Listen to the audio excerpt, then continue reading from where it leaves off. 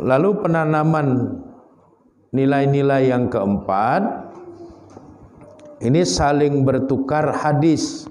Kalau tadi saling mengajarkan hadis. Jadi kalau mengajarkan itu ya, memberikan hadis lengkap bersama sanadnya, memberikan hadis lengkap bersama dengan syarahnya, memberikan hadis lengkap dengan perawinya, lengkap dengan penjelasan tarikh ruwatnya dan sebagainya. Tapi kalau saling bertukar hadis, itu sekedar hadis yang kita miliki, kita berikan kepada orang. Hadis yang dimiliki orang yang belum kita miliki, maka diberikan kepada kita. Penanaman nilai-nilai saling tukar hadis ini juga sunnah Nabi.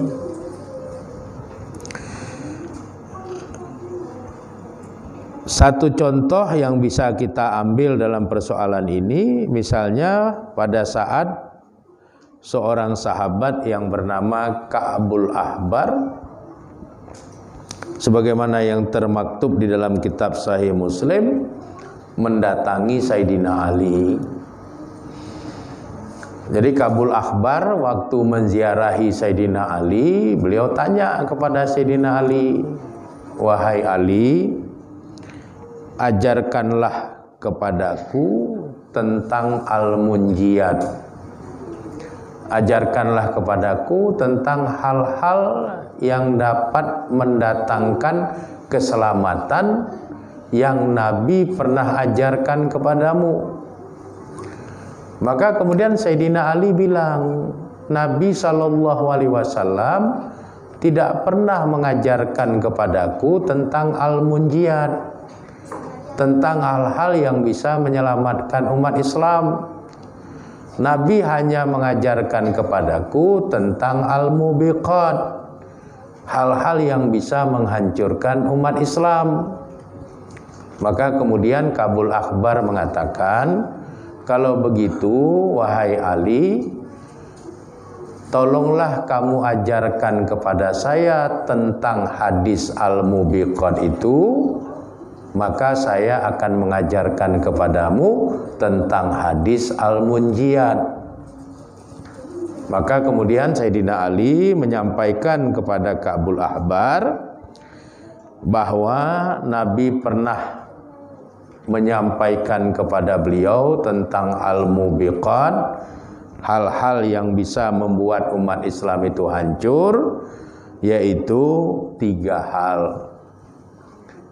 Yang pertama, al-mubiqat yang bisa membuat umat Islam itu hancur, tarkus sunnah, kalau mereka meninggalkan sunnah. Dan sunnah itu tidak akan mungkin bisa terpahami dengan baik kalau orang tidak memahami hadis. Dan hadis tidak akan mungkin terpahami dengan baik kalau orang tidak menguasai ulumul hadis dengan baik. Jadi untuk paham sunnah yang benar, orang harus paham betul hadis. Untuk paham betul hadis, orang harus menguasai ulumul hadis. Pada saat sunnah ditinggalkan karena pengetahuan hadis yang terbatas dan ulumul hadis yang tidak seberapa, maka akan terjadilah al-mubiqat, akan terjadi kehancuran pada diri umat Islam. Itu yang pertama. Yang kedua, wataksul bai'ah, yang membuat umat Islam itu hancur, kata Nabi, kalau mereka nanti banyak yang membatalkan baiat, kalau mereka banyak yang mencabut kembali syahadatnya, kalau banyak mereka umat Islam itu yang murtad. Nabi bilang, Quran sudah menceritakan bahwa banyak orang yang tidak Islam berbondong-bondong masuk Islam. Maka pada suatu hari kelak, kata Nabi, akan terjadi hal yang sebaliknya. Berbondong-bondong umat Islam itu murtad dari Islamnya. Kalau itu terjadi, terjadilah al-mubiqat, terjadilah kehancuran pada umat Islam. Yang ketiga, wa firaqul jamaah, memisahkan diri dari kumpulan umat Islam. Umat Islam terpecah-pecah menjadi firqah-firqah kecil yang tidak lagi ada harganya. Kalau ketiga itu terjadi, maka terpenuhilah al-mubiqat, terpenuhilah hal-hal yang bisa membuat umat Islam itu hancur. Itulah yang didengar oleh Sayyidina Ali dari Nabi SAW, yang hadis ini beliau berikan kepada sahabat Ka'bul Ahbar yang belum mengetahui tentang hadis itu. Kemudian Ka'bul Ahbar memberikan hadis kepada Sayyidina Ali tentang hadis Al-Munjiyat. Apa itu hadis Al-Munjiyat? Hadis Nabi yang menceritakan hal-hal yang membuat umat Islam itu selamat. Jadi Sayyidina Ali tadi memegang kunci Al-Mubiqat, Ka'bul Ahbar memegang kunci Al-Munjiyat. Sayyidina Ali dikasih tahu oleh Nabi hal-hal yang bisa membuat umat Islam itu hancur. Sahabat Ka'bul Ahbar dikasih tahu oleh Nabi hal-hal yang bisa membuat umat Islam itu terselamatkan. Apa itu Al-Munjiyat? Hal-hal yang membuat umat Islam itu bisa selamat. Nabi mengatakan yang pertama, kafu lisanika, tahan lidahmu. Artinya umat Islam itu jangan sembarangan ngomong. Kalau ilmunya tidak cukup, lebih bagus diam. Jangan memaksakan diri menjelaskan sesuatu yang dia sendiri tidak mengerti, karena itu berbahaya. Jadi tahanlah lidahmu, kata Nabi, maka Islam itu akan terselamatkan. Yang kedua, kata Nabi, al-munjiyat, hal-hal yang bisa membuat umat Islam itu selamat, wa julusun fi baitika wa bukauka ala khotiatika. Kamu duduk di rumahmu beribadah seraya menangisi dosa-dosamu. Jadi tidak usah banyak kali ngomong, perkuat ibadah, tangisi dosa-dosamu. Itu akan menyelamatkan Islam daripada banyak sekali ngomong tapi nggak ngerti dengan apa yang diomongkan, tidak pernah merenungi dosa-dosa, kemudian malas beribadah. Jadi kalau mau Islam itu selamat, kata Nabi, yang pertama, kafu lisanika, tahanlah lidahmu. Jangan ngomong kalau memang tidak mengerti dengan apa yang diomong. Yang kedua, banyak tafakur, banyak ibadah.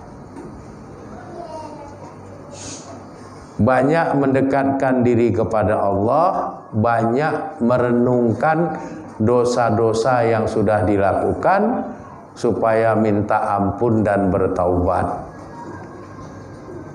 Kalau umat Islam itu semuanya punya sikap seperti itu, maka Islam itu akan selamat dan umat Islam pun akan selamat.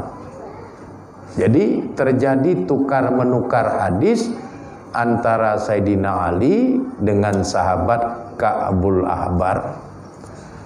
Sayyidina Ali memberikan hadis tentang Al-Mubiqat, sahabat Ka'bul Ahbar memberikan hadis tentang Al-Munjiyat.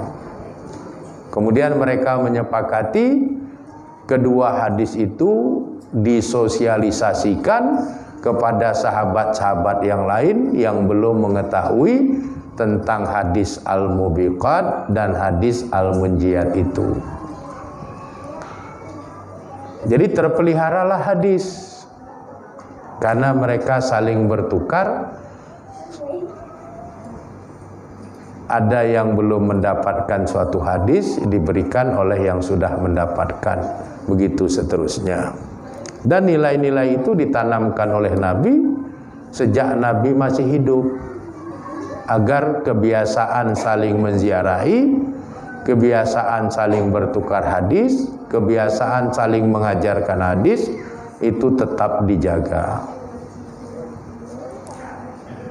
Jadi saling bertukar hadis. Kemudian yang kelima,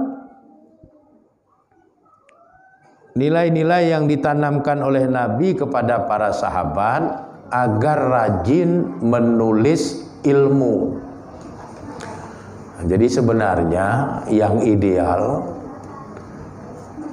ini mohon maaf sekali, setiap kali kita pengajian itu hendaknya bawa buku, bawa pulpen. Apa yang disampaikan oleh guru ditulis. Kenapa? Karena daya ingat kita itu tidak selamanya stabil. Orang Arab daya ingatnya rata-rata sangat kuat. Mereka bisa menghafal garis nasab keturunannya. Begitu kuatnya daya ingat orang Arab, tapi Nabi tetap berpesan kepada mereka agar ilmu agama yang Nabi berikan kepada mereka tetap harus mereka tulis. Banyak sahabat yang hafal Quran, tapi Quran tetap ditulis dalam bentuk sebuah mushaf oleh Sayyidina Utsman bin Affan dengan timnya yang diketuai oleh Zaid bin Sabit. Banyak sekali sahabat yang hafal Quran.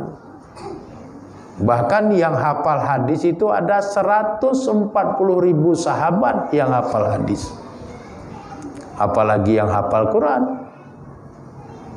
Tapi tetap Nabi mengatakan qaidul ilma bil kitab. Kendalikan ilmu itu dengan tulisan.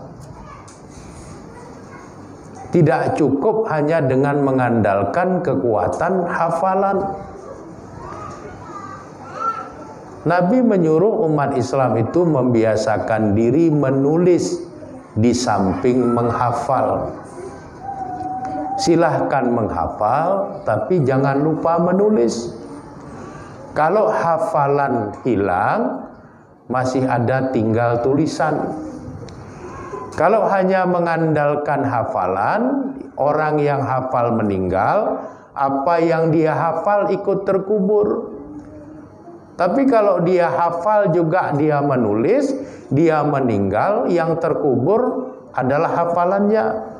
Tapi yang tertulis tetap tinggal untuk dilanjutkan oleh orang-orang yang ingin melanjutkan ilmunya. Makanya Nabi mengatakan qaidul ilma bil kitab. Kendalikanlah olehmu ilmumu itu dengan catatan-catatan, dengan tulisan-tulisan. Ini sunnah Nabi, menulis ilmu itu sunnah Nabi. Penjelasan hal ini bisa kita lihat dalam Musnad Ahmad bin Hambal juz 10 halaman 171, nomor hadisnya 6645 dari sahabat Anas bin Malik. Kemudian ada lagi juga dari jalur sahabat Abu Hurairah sebagaimana yang termaktub di dalam kitab Al-Jami' li akhlaqir rawi halaman 50, di mana Nabi bersabda, ista'in ala hifzika biyaminika.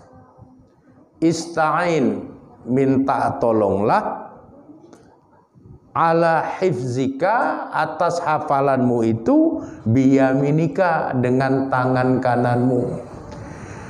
Ini ungkapan lembut dari Nabi untuk membahasakan, bantulah hafalanmu itu dengan catatan-catatanmu. Apa yang sudah kamu hafal, perkuatlah dengan tulisan. Sehingga kalau hafalanmu hilang, tulisanmu masih ada. Kalau ada yang hafal kemudian meninggal, hafalannya terkubur, tapi dengan dia membuat tulisan, tulisannya akan tetap terus bisa dibaca orang. Itu nilai-nilai yang ditanamkan oleh Nabi kepada umat Islam. Jadi qaidul ilma bil kitab itu perintah Nabi, kendalikan ilmumu itu dengan tulisan. Maka umat Islam itu harus membiasakan menulis. Ilmu-ilmu yang mereka terima di samping dihafal, itu juga ditulis. Jadi kalau kita lihat riwayat-riwayat halaqah Nabi, itu perpaduan antara hafalan dan tulisan. Sahabat menghafal, hafal, tapi mereka juga terus menulis. Tulisan-tulisan itulah yang kemudian menjadi kitab-kitab di kemudian hari. Berulang-ulang saya sering mencontohkan, daya hafalan kita itu sangat terbatas.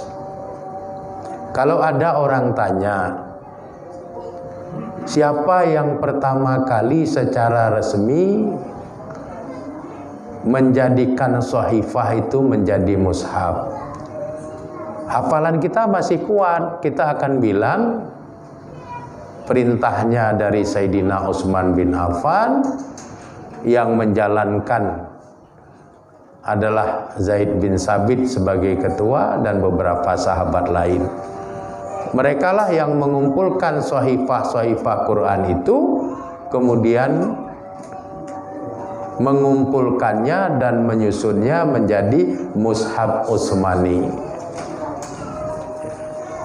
Dan setelah itu catatan-catatan yang lain itu dimusnahkan supaya tidak terjadi tumpang tindih dengan mushaf yang sudah dibentuk itu. Sampai sekarang jadilah Quran yang kita pegang itu mushaf Utsmani. Tapi kalau kemudian ada orang tanya, hadis itu kan seperti Quran juga. Awalnya dia merupakan catatan, lembaran-lembaran catatan yang berserak. Ada yang di tulang, ada yang di pelepah kurma, ada yang di daun lontar, ada yang di atas batu, ada yang di atas kulit. Kemudian siapa yang menyusun hadis-hadis yang berserakan itu menjadi kitab hadis? Pada waktu ditanya hal itu, banyak sekali umat Islam tidak bisa memberikan jawaban.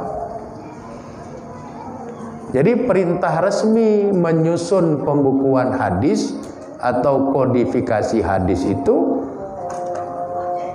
adalah atas perintah Umar bin Abdul Aziz Umar bin Abdul Aziz ini seorang pemimpin Islam yang berkuasa hanya 3 tahun. Tahun 90 Hijriah, beliau wafat tahun 101 Hijriah. Beliaulah yang memerintahkan secara resmi agar lembaran-lembaran hadis itu disusun menjadi kitab hadis. Kemudian siapa yang menyusun lembaran-lembaran itu menjadi kitab hadis? Yang menyusun adalah Abu Bakar Muhammad Ibnu Syihab Az-Zuhri. Itu orang yang paling berjasa. Dialah orang pertama yang secara resmi menurut aturan pemerintahan Islam yang menyusun lembaran-lembaran hadis yang berserakan itu menjadi kitab hadis. Dan dia pula lah yang pertama kali membentengi hadis dengan adanya sanad dan rawi. Karena kalau dia tidak membentengi matan hadis itu dengan sanad dan rawi, maka banyak sekali dengan mudah orang melakukan pemalsuan-pemalsuan terhadap hadis. Jadi besar sekali jasa Abu Bakar Muhammad Ibnu Syihab Az-Zuhri itu, yang banyak orang Islam tidak paham itu. Sering kita mendengar orang cerita tentang sunnah kesana kemari. Pada waktu ditanya hadis, apalagi ditanya ulumul hadis, nggak ngerti. Lalu sunnah apa itu? Ini yang harus diberikan pemahaman dan kesadaran kepada umat Islam. Karena itulah yang ditanamkan nilai-nilai oleh Nabi. Kemudian kita menemukan kitab hadis seperti sekarang. Sudah sangat sistematik. Diawali dengan Budi al-Wahyu, bab tentang turunnya wahyu. Kemudian diikuti dengan bab toharah, bab bersuci, bab wudu, bab nida, bab sholat dan seterusnya. Siapa yang membuat kitab hadis itu menjadi seperti itu? Ini juga kalau kita mengandalkan hafalan, banyak orang lupa. Tapi dengan adanya tulisan kita tahu, oh, yang melakukan hal itu pertama kali adalah Imam Malik. Jadi jasa Imam Malik itu sangat besar.